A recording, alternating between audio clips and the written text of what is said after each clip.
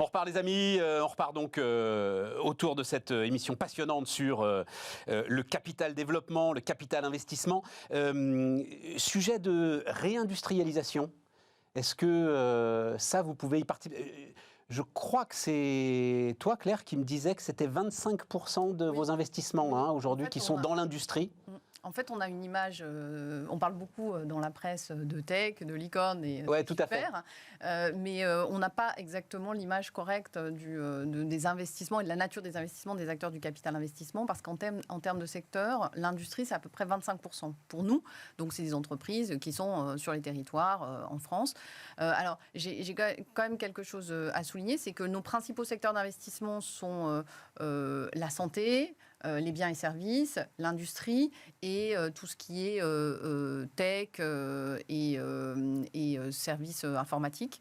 Donc ça, on va dire entreprise en croissance rapide, voilà, digitale. Ce sont les quatre grands secteurs. Donc évidemment, la santé, et ça c'est d'ailleurs un peu un des sujets des derniers mois, la santé c'est un secteur qui a pris plus de place, qui est passé secteur numéro 1. Ouais Claire, mais ma question c'était sur la réindustrialisation. J'y reviens. Ouais, j'adore ça. C'est 25%, Stéphane. Oui, mais justement, alors parlons-en. Et donc, l'industrie, c'est des sujets que les acteurs du capital investissement accompagnent, sur lesquels il se passe beaucoup de choses en ce moment, puisqu'en fait... C'est une cause nationale, en fait, on a l'impression. Le cœur de l'industrie, c'est l'innovation. Et en fait, je pense qu'il y a un parfait lien avec tous les sujets de tech qu'on aborde aujourd'hui. C'est que la réindustrialisation française, elle passe par l'innovation dans nos entreprises industrielles et le financement de cette innovation. Ouais. Et c'est pour ça qu'on a besoin, et nous on est convaincus qu'il faut qu'une partie de nos investissements aille dans une innovation qui fait le lien avec les entreprises industrielles.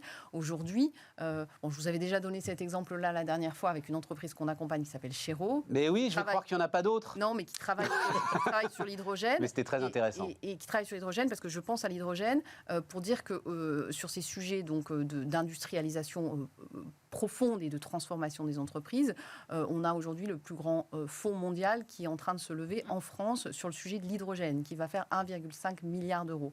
Et ça, en fait... Fonds privés, à 100% privés ou avec des fonds publics? Financés par des acteurs privés. Par des acteurs privés. Qui vient d'être annoncé. Et pourquoi je parle de ça? Parce que ces sujets qui sont des sujets de transformation de l'industrie viennent à la fois en fait des entreprises industrielles et donc nous du financement et de l'accompagnement qu'on fait dans ces entreprises industrielles, mais qui nécessitent, et là je rebondis sur ce que disait Olivier, c'est qui nécessitent des entreprises d'une certaine taille. Parce que pour financer cette transformation, cette réindustrialisation, il faut que nos entreprises industrielles puissent investir en R&D. Et donc, il faut des entreprises d'une certaine taille. On avait discuté ensemble et en l'occurrence, je vous avais parlé, moi, des fonderies d'aluminium, notamment dans l'Est de la France. Il se trouve, alors je ne sais pas, Olivier, mais c'est Roland Berger qui avait fait justement, mandaté par... Non, mais c'est super intéressant, mandaté par le ministère de l'Industrie, un rapport complet sur ce qu'on pouvait faire de l'ensemble de ces fonderies qui sont aujourd'hui dévastées par la mutation de l'industrie automobile. Voilà, il n'y a plus de diesel, il y a de l'électrique et donc il y a moins d'aluminium. Ce rapport, d'ailleurs, avait... frappé au plexus un certain nombre. Vous aviez fait votre boulot, j'ai aucun problème avec ça. En gros, vous disiez exactement ce que vient de dire Claire, c'est-à-dire il faut en fermer la moitié pour concentrer et pour faire des tailles critiques sur celles qui sont aujourd'hui les plus solides. Et donc ça, mais ça peut être justement un boulot qui est fait par des acteurs du capital privé, parce que c'est impossible de le faire autrement. En fait, il faut quand même, je pense, tordre le cou à une idée fausse selon laquelle le capital investissement ne permettrait pas de réindustrialiser. C'est assez faux, parce que dans les faits, regardez sur des métiers assez traditionnels, tels que par exemple le packaging verrier, le packaging à base d'aluminium, ou en carton, ou encore sur la logistique, enfin des métiers quand même très traditionnels. Là, on pourrait citer énormément de cas de sociétés qui sont là. Veralia, par exemple, donc sortie de Saint-Gobain, c'est ça, très intéressant. Reprise par des capitaux privés, tout à fait. Qui a avec aujourd'hui une croissance extraordinaire. Qui n'a fermé aucune usine. Absolument. Qui a, je crois, aujourd'hui 1000 ou 2000 emplois de plus, qui est passé de 17 à 25% de BE et qui ensuite est allé se recoter à la bourse. C'est quand même un cas très intéressant. Ouais. Mais un cas à peu près identique, qui date d'il y a 10 ans, c'est les anciens laminoirs de Pechiney, Bien sûr. Constellium, une très belle aventure industrielle, accompagnée par un fonds et par la BPI, qui après est allé se côté, alors là, excusez du peu, à New York. C'est quand même extraordinaire. Et c'est d'autant plus passionnant. Non, mais il faut juste dire un mot totalement de Constellium, parce que Constellium, Péchinet, c'est un traumatisme industriel. Alors, vous n'étiez pas né, mais c'est un traumatisme industriel pour notre génération. C'était Alcan, c'était tout ça, ils vont encore tout massacrer. Et en fait, non. Le capital a fait la preuve, effectivement, une forme de sortie du traumatisme. C'est-à-dire qu'en fin de compte, c'est une extraction d'un métier qui était autonome et tout à fait viable, et qui a retrouvé, et qui est redevenu cœur. C'est toute la différence entre être non-cœur dans un immense groupe, ou être cœur dans un groupe plus petit, qui est le vôtre, et dans lequel vous retrouvez de la croissance, comme ce fut le cas dans son temps avec, par exemple, Lafarge Matériaux de Spécialité, qui est devenue une très très belle aventure autonome, et qui elle-même, après, a donné naissance à plein de petites aventures, et qui sont même devenues elles-mêmes assez grandes. C'est un cas étonnant d'une succession et c'est là où on met le doigt sur ce dont on parle, en fait, depuis le début de cette émission, c'est pour faire de telles transformations, il faut des compétences qu'un chef d'entreprise, aussi talentueux soit-il, ou même qu'une équipe de management qui démarre, ne peut pas avoir. C'est ça un peu l'idée ? Alors, je pense que si vous voulez, c'est la conjugaison des compétences. Parce que finalement, que peut faire un chef d'entreprise ? C'est éventuellement avoir des intuitions, d'une part, avoir aussi du leadership. Un fonds n'est pas forcément là pour avoir des intuitions. Il est là pour, je pense, mettre un écosystème et accélérer les tendances. Donc tout à l'heure, quand on parlait d'accélération, de l'internationalisation, de la digitalisation, des tendances ESG, ce sont des tendances évidentes. Par contre, il faut se forcer à les mettre en œuvre. C'est pas si simple que ça. Mais par contre, l'idée de génie, l'irrationalité parfois de l'acte créateur, là, ça vient plutôt du dirigeant que du fonds.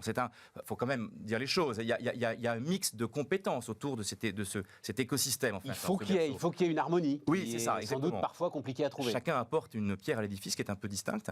Mais moi, je suis quand même frappé par tous ces métiers qui étaient des métiers très matures, qui finalement n'avaient plus forcément leur place dans des grands groupes internationaux qui visaient la croissance, notamment à l'international, en Asie, etc., et qui ont retrouvé une vivacité en redevenant stand-alone, pardon, c'est ce jargon abominable anglais, mais autonome, indépendante, et en recréant une aventure avec des accompagnements de capitaux investisseurs. Et des hommes comme ça, je peux assurer, en France, il y en a beaucoup.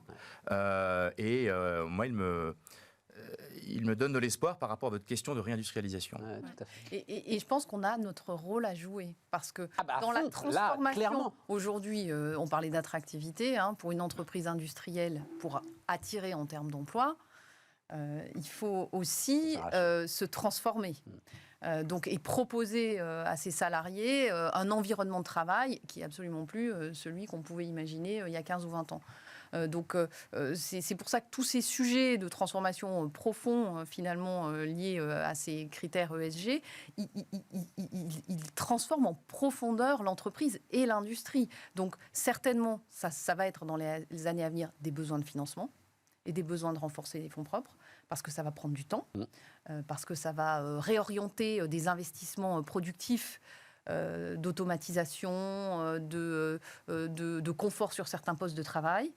Donc il y a des vrais enjeux pour que l'industrie puisse se développer et rester en France. Isabelle ? Je voulais revenir sur le sujet argent public, argent privé, finalement, pour réindustrialiser aussi nos territoires. L'industrie, c'est aussi pas que de la vieille industrie, comme on pourrait le voir a priori. C'est aussi beaucoup de nouvelles technologies. On parle de l'enjeu carbone, et tu mentionnais le cas sur l'hydrogène. Voilà, on a été financé récemment un actif industriel en Vendée pour produire de l'hydrogène vert. Et là, c'est une combinaison d'argent public et d'argent privé.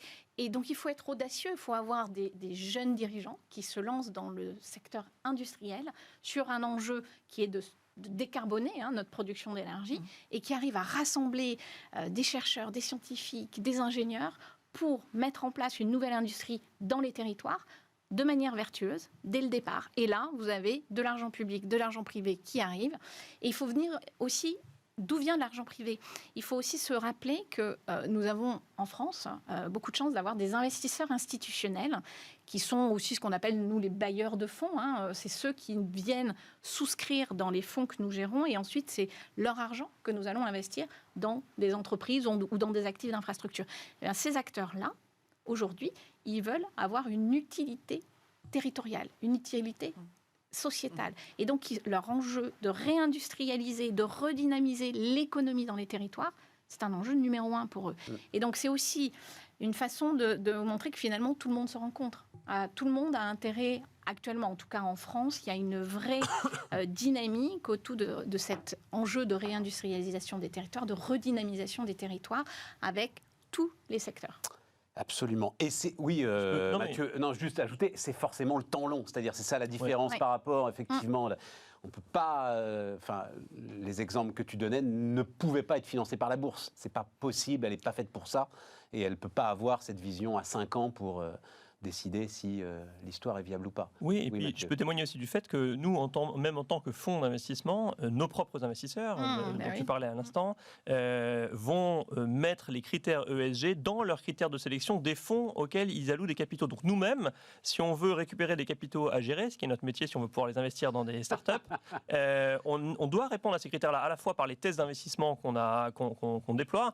Je te parlais tout à l'heure des trottinettes que tu n'as pas aimé, mais je pourrais te parler du bien-être, du digital, je pourrais te parler de plein de choses qu'on fait en termes de secteur d'investissement, de la santé, par exemple, la santé connectée. Mais ça ouvre un autre champ qui est un champ qui fera une autre émission à la limite, et je vous réinviterai avec grand plaisir. Sur le ESG. Voilà, qui est aujourd'hui de quoi est-on sûr. Voilà, je vais le dire comme ça. Voilà.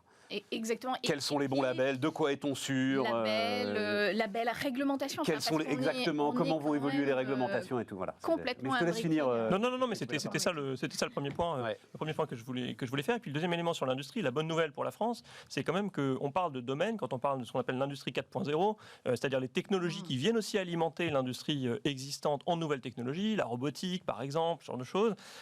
C'est des domaines dans lesquels la France excelle. On a d'excellents ingénieurs, on commence à avoir des boîtes qui émergent.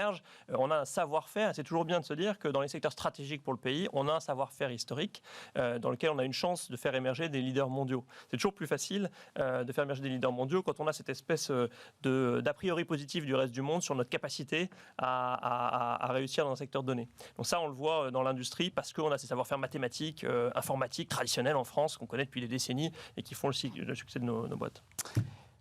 Claire, tu voulais ajouter quelque chose parce que... Très rapidement, mais pour dire qu'effectivement, quand on accompagne les entreprises, on les accompagne sur le long terme. Chaque investisseur, en général, j'ai 5 à 7 ans, et il n'est pas rare qu'on les accompagne, qu'il y ait des successions d'investisseurs financiers qui se succèdent, et ça fait qu'on accompagne les entreprises pendant 10-15 ans. Et c'est ça qui a créé un certain nombre de champions. Aujourd'hui, nous, on a fait une étude là-dessus sur ces champions européens et mondiaux. Par exemple, j'ai FIV qui me vient à l'esprit, qui est quand même une société d'ingénierie assez exceptionnelle. Extraordinaire. Donc, qui a été accompagnée pendant des années par le capital investissement. Une autre qui est une autre société industrielle qui s'appelle TLD, qui conçoit et produit les chariots pour les aéroports. Le matériel de piste d'aéroport. Voilà, qui est le leader mondial aussi, qui est une société industrielle française. Donc, c'est aussi clairement du temps long d'accompagnement. Et avec ces mutations qu'on voit venir, on a tout notre rôle à jouer.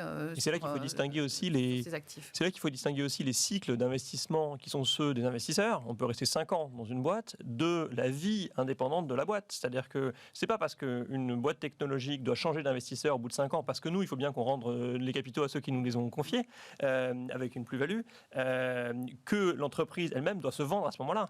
Elle peut avoir à ce moment-là des fonds suivants qui prennent la suite. En parlant de FIV, qui est une histoire que je connais un peu, c'est justement l'une des clés, c'est-à-dire que à chaque rotation effectivement d'investisseurs, le patron aurait pu, et il faut bien le dire, fortune faite, se dire qu'il était temps de vendre, sortir et à la limite c'est légitime, réaliser son actif, et il ne l'a pas fait. À chaque fois il a tout remis dans la boîte, voilà. Et là tu te retrouves effectivement avec une histoire et avec un cycle qui donne une puissance extraordinaire et une histoire extraordinaire. Et on en voit des exemples comme ça. Tous les jours, nous, dans toutes les entreprises qu'on regarde, de patrons qui se reluent dans les entreprises, font investir leurs salariés aussi. Se reluent. Voilà, font investir leurs salariés.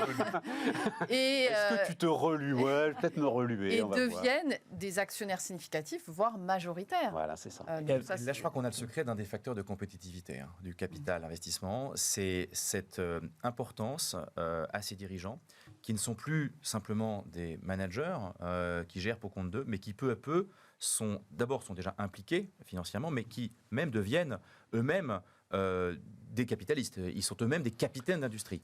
Et donc, ce faisant, ils basculent vers le capitaine d'industrie et résultat, ils vont trouver de l'appétit pour typiquement conquérir l'international. C'est-à-dire que c'est extraordinaire, cette société, TLD n'en parle clair, mais il y en a encore plein d'autres comme ça, qui vont conquérir l'international alors qu'ils auraient très bien pu rester dans leur pré carré hexagonal. Et c'est cette mutation vers le capitaine d'industrie qui, moi, me frappe beaucoup.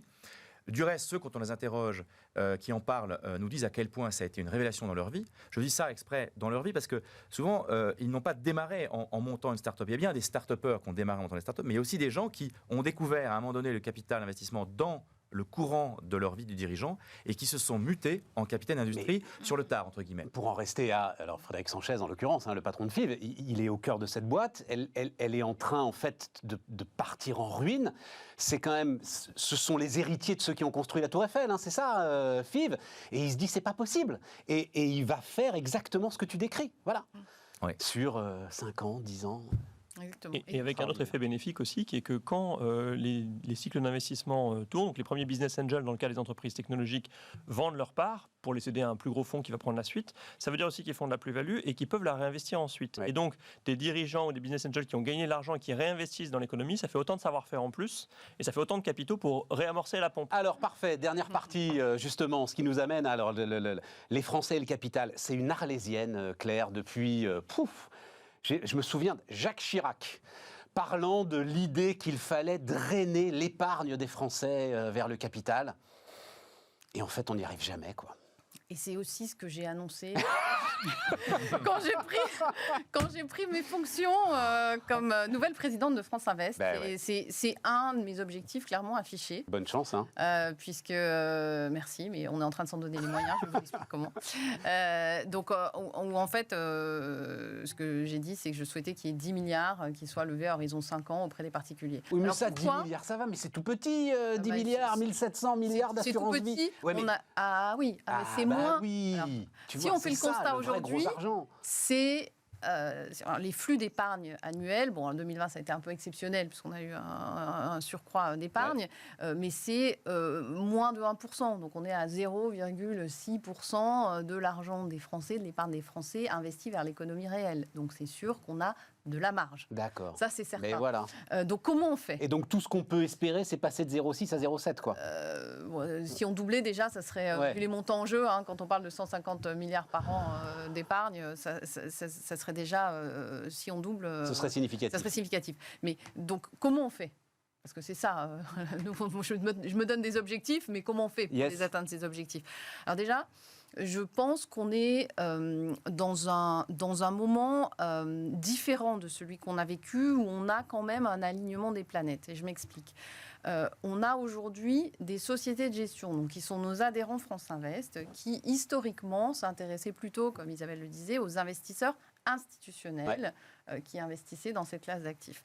Aujourd'hui, ces sociétés de gestion sont en train de s'intéresser fortement à cette classe d'actifs des particuliers. Alors, ce qui n'est pas simple, puisqu'on n'est plus en train de parler avec une vingtaine d'investisseurs, mais là, on s'adresse à un marché de volume.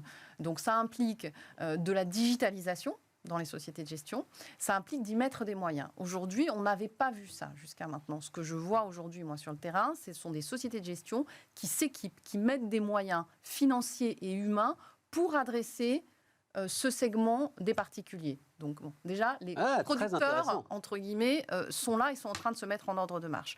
D'autre part, on a les distributeurs, donc les banquiers privés, les CGP, et ensuite tous les autres véhicules qui vont permettre de drainer, donc l'assurance vie et l'épargne retraite. Notamment. Donc, il y a eu déjà, avec la loi Pacte et les UC, évidemment des unités de compte, la possibilité effectivement de faire venir le capital investissement dans ces unités de compte. Donc ça commence, c'est en train de prendre, mais c'est pas significatif pour le moment. Mais ce qu'on voit, c'est qu'il y a aussi une volonté de tous ces acteurs-là d'y aller de façon plus importante. Tout le monde sait aujourd'hui que pour une raison claire, retraite, c'est que c'est vous qui êtes aujourd'hui en capacité de délivrer du rendement. Voilà. Et vous seul. C'est ce que j'allais dire. C'est qu'aujourd'hui, l'épargne retraite, qui est investie à 70% dans des produits qui ne rapportent rien. Qui même font perdre de l'argent, si l'inflation repart. Voilà. Il y a quand même un sujet. Et aujourd'hui, on fait partie d'une classe d'actifs qui apporte le plus de rendement et de stabilité de rendement dans le temps. Vous me donniez un chiffre au printemps dernier, j'avais pas, parce que j'étais concentré sur l'interview et donc j'ai été... C'est un rendement de 8-10% sur les 10 dernières années. C'est 10% sur les 10 dernières années de rendement net et 11% sur les 15 dernières années. Donc en fait, on est au-delà de 10% de rendement. Donc forcément, c'est une classe d'actifs qui apporte du rendement pour les particuliers. Donc il faut que cette classe d'actifs soit plus ouverte aux particuliers. C'est une évidence. Donc il y a ce sujet-là. Et puis il y a un autre sujet aussi en ce moment qui me fait dire qu'on est dans un bon momentum et dans un bon alignement des planètes. C'est quand même aussi l'intérêt des particuliers de donner du sens à leur épargne. Donc on a vu que le crowdfunding, tout à fait. beaucoup, où là on ne se préoccupe pas forcément du rendement d'ailleurs, mais en tout cas on a une épargne qui donne du sens. Aujourd'hui, c'est quand même un sujet pour les Français et se dire qu'on investit dans la PME, dans l'ETI, dans la start-up, dans la licorne, dans laquelle on est employé, parce que c'est ça aussi, les sociétés qu'on accompagne sont des sociétés qui grandissent 2 fois plus vite et qui créent surtout 2 à 3 fois plus d'emplois que le secteur privé. Donc voilà les enjeux qui sont derrière ces éléments-là. Donc on va y aller. On y va, on a mis en place des groupes de travail pour adresser à la fois des sujets aussi réglementaires, qui ne sont pas si simples. Il y a encore pas mal de grains de sable qui font que ça ne fonctionne pas. Donc on va faire des propositions aussi au pouvoir public sur ces sujets-là. Je veux rebondir complètement sur ce que dit Claire, parce que c'est vrai qu'en tant que société de gestion, aujourd'hui, l'argent que nous gérions venait essentiellement des acteurs institutionnels, mais clairement aujourd'hui on cherche à se tourner vers les particuliers et c'est extrêmement complexe. Et en effet, il y a un vrai enjeu de digitalisation parce que, comme tu disais Claire, c'est des dizaines de milliers de souscripteurs auxquels on s'adresse, ça n'est plus quelques centaines. Donc on passe au volume et donc comment on s'adapte, comment nous aussi on se transforme. C'est aussi une façon de s'exprimer à des clients de manière différente. Donc on doit aller chercher d'autres compétences nous aussi en interne dans nos sociétés de gestion pour pouvoir adresser ce marché. Et puis en effet, il y a un enjeu réglementaire qui est assez complexe, qui fait qu'aujourd'hui les grains de sable sont encore nombreux. Donc là, on a un vrai enjeu. On est dans une logique de zéro mort, c'est-à-dire il faut protéger à tout prix l'épargnant, il faut limiter le risque au maximum. Après, c'est comme dit Claire, c'est un rendement annuel qui est aujourd'hui le plus attractif sur le marché. Le risque, c'est aussi une moindre liquidité, donc il faut aussi pouvoir bien l'expliquer aux épargnants, mais c'est aussi plus de sens. Et en effet, derrière, il y a cette notion et cette volonté d'avoir plus de proximité dans ces placements, à savoir en effet que indirectement, je finance telle et telle société qui finalement fait partie de mon quotidien. Ça donne une autre puissance. Mais et Isabelle, des réseaux ça va de même au-delà, c'est un privée. projet politique en fait. C'est-à-dire que c'est une réconciliation entre la France et le capital. Et on en a absolument besoin, Mathieu. Peut-être pour donner un éclairage là-dessus, un exemple en fait. Nous, chez Wildstar, on n'avait pas d'accès aux particuliers jusqu'à il y a 2-3 ans. On n'avait pas du tout d'accès aux particuliers. Et en fait, les particuliers, ils ont 2 écueils. Le premier, c'est je vois qu'il y a le secteur technologique qui progresse, et moi, j'en bénéficie pas, d'un côté. Et de l'autre côté, il y a j'ai investi dans la start-up de mon cousin, mais ça marche pas.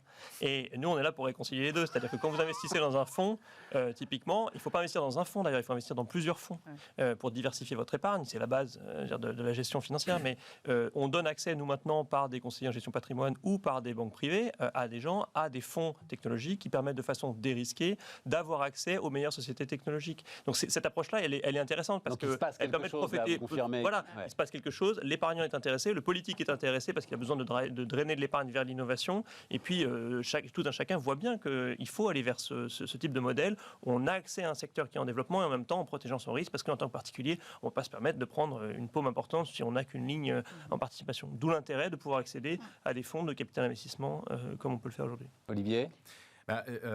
Si je décale un peu le débat, je crois qu'il y a d'une part la nécessité en effet de faire profiter au plus grand nombre de ces rendements élevés, avec en effet les difficultés de valeur liquidative qui sont peu fréquentes, donc un problème de liquidité d'une part et puis d'autre part. C'est ça, il faut accepter un blocage de 5, 6, 7 ans. Alors non, parce qu'on peut faire des valeurs liquidatives intermédiaires, il peut y avoir un flottant qui permet de reprendre. Mais on n'a aucune garantie là-dessus. Mais disons que oui, il y a par définition, tant qu'il n'y a pas eu de liquidité avec une tierce partie en face, on est dans des les valeurs à dire d'experts. Et donc, évidemment, c'est une des limites tout de même de la chose. Et c'est aussi une des raisons pour lesquelles, structurellement, c'était historiquement plutôt pour des investisseurs professionnels qui avaient le temps et le degré de professionnalisme pour rentrer dedans. Donc ça, faut pas sous-estimer quand même la complexité qui est celle-ci. Et la deuxième aussi, qui est la nécessité d'informer des non-professionnels le plus grand nombre, et avec évidemment les limites. On ne peut pas non plus les informer jusqu'au bout. Donc on est forcé de leur donner un peu d'informations. Pour eux, il est difficile d'accepter le risque de baisse. Donc, mais cela étant, c'est extrêmement enthousiasmant, parce qu'évidemment, on voit tous une espèce d'évidence qu'il faut l'élargir. Mais il y a une autre cible aussi, je trouve, et je la vois se développer avec plaisir, c'est celle de tous les employés des sociétés qui sont accompagnés par les capitaux. Alors on va finir là-dessus, il nous reste 2 minutes. Partage du profit. Eh bien oui, mais ça marche assez bien. Toutes les fois où c'est lancé, vous pouvez envisager que des opérations particulières se passent lors des liquidités. Vous pouvez envisager que